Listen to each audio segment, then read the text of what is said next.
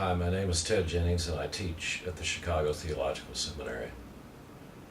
About 40 years ago, when I started teaching theology, there was a young man named Jimmy from Appalachia who did me the astonishing honor of falling in love with me. Jimmy was a warm, gentle, incredibly talented, and funny guy. But underneath that, he was torn up.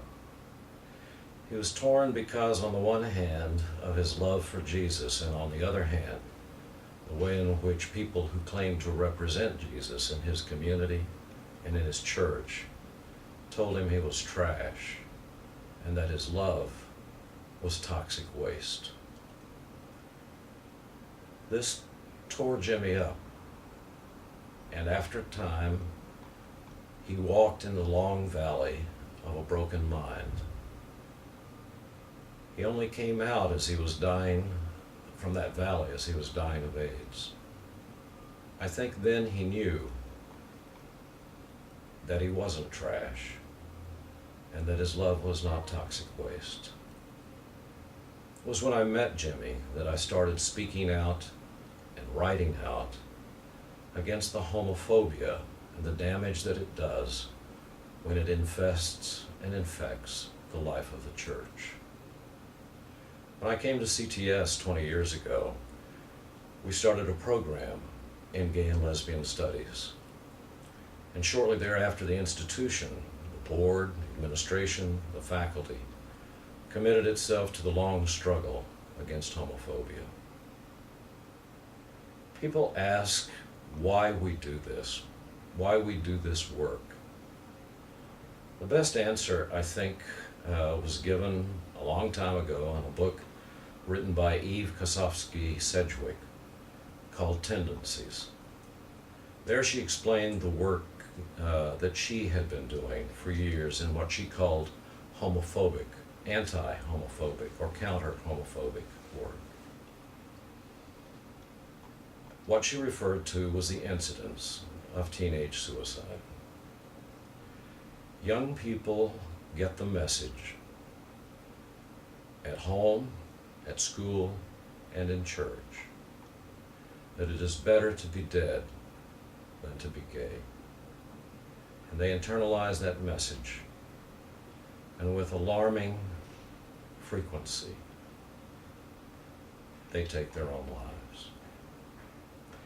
It's not only teenage suicide, it's also young people on the streets who leave home and find whatever safety and security they may find on the mean and dark streets of the big cities, in Seoul, in Sao Paulo, and in Chicago.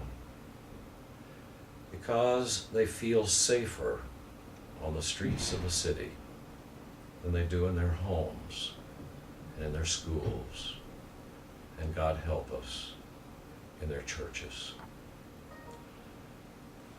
The mantra we're repeating is that it gets better.